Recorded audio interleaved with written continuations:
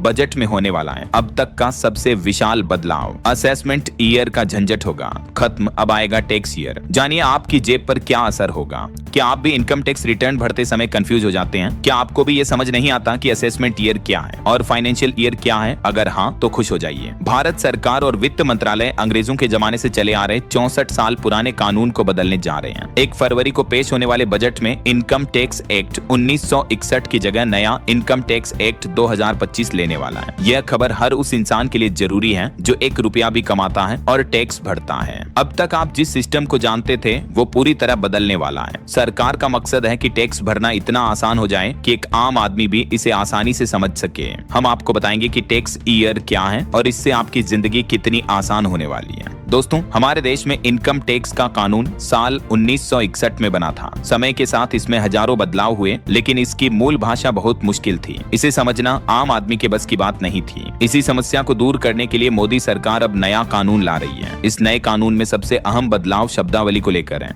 अभी वर्तमान में क्या होता है, हम सब 2 शब्दों में उलझे रहते हैं। एक है प्रीवियस ईयर और दूसरा है असेसमेंट ईयर। मान लीजिए आपने साल 2025 में पैसा कमाया तो इसे प्रीवियस ईयर या फाइनेंशियल ईयर कहा जाता है, लेकिन जब आप इसका टैक्स भरने जाते हैं तो फॉर्म पर साल 2026 लिखा होता है, जिसे असेसमेंट ईयर कहते हैं। यही वो जगह है जहां सबसे अधिक गलती होती है। कई बार लोग रिटर्न भरते समय गलत साल चुन लेते हैं और फिर इनकम टैक्स विभाग का नोटिस आ जाता है। नए लोगों के लिए ये गणित समझना बहुत मुश्किल होता है, लेकिन अब नए इनकम टैक्स एक्ट 2025 में इस कंफ्यूजन को हमेशा के लिए खत्म किया जा रहा है। ताजा जानकारी के अनुसार अब असेसमेंट ईयर और प्रीवियस ईयर जैसे शब्दों को हटा दिया जाएगा। इनकी जगह सिर्फ एक शब्द इस्तेमाल होगा और वो है टैक्स ईयर। जी हाँ, टैक्स ईयर। इसका मतलब ये है कि जिस साल आप कमाई करेंगे उसी साल के नाम से टैक्स भरा जाएगा। अगर आप 2026 में कमा रहे हैं तो आपका टैक्स ईयर भी 2026 ही कहलाएगा। आपको ये सोचने की जरूरत नहीं होगी कि असेसमेंट ईयर कौन सा है। ये बदलाव सुनने में छोटा लग सकता है, लेकिन इसका असर बहुत गहरा होगा। इससे रिटर्न भरने की प्रक्रिया बहुत सरल हो जाएगी।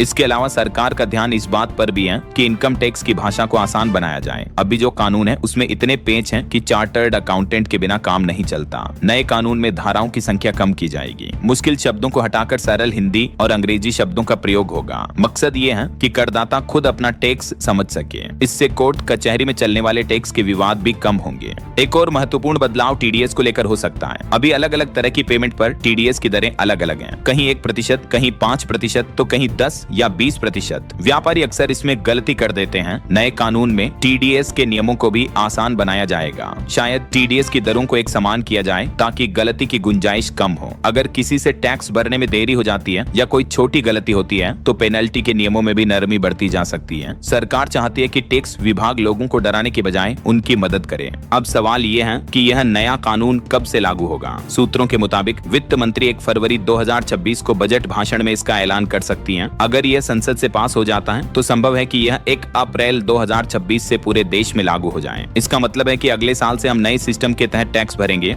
ये बदलाव डिजिटल इंडिया की दिशा में भी एक विशाल कदम है। सरकार चाहती है कि टैक्स का पूरा सिस्टम फेसलेस और पारदर्शी हो। आपको इनकम टैक्स ऑफिस के चक्कर न लगाने हो, सब कुछ घर बैठे ऑनलाइन हो जाए। टैक्स ईयर वाला सिस्टम दुनिया के कई विकसित देशों में पहले से चल रहा है। अब भारत भी उसी रास्ते पर आगे चल रहा है। तो दोस्तों, ये थी इनकम टैक्स के नए अवतार की पूरी जानकारी। ये बदलाव आपकी जेब पर कोई बोझ नहीं डालेगा, बल्कि आपके दिमाग से बोझ कम करेगा। अब साल का चुनाव करने में गलती नहीं होगी। आपको सरकार का ये फैसला कैसा लगा? क्या आपको भी लगता था कि असेसमेंट ईयर वाला सिस्टम कंफ्यूज करने वाला था? अपनी राय हमें कमेंट बॉक्स में जरूर लिखें। इस वीडियो को अपने उन सभी दोस्तों और रिश्तेदारों के साथ शेयर करें जो टैक्स भरते हैं, ताकि उन्हें भी इस बदलाव की जानकारी मिल सके। बिजनेस और टैक्स से जुड़ी हर सही खबर के लिए हमारे साथ बने रहें। वीडियो को लाइक करें और चैनल को सब्सक्राइब जरूर करें। जय हिंद, जय भारत।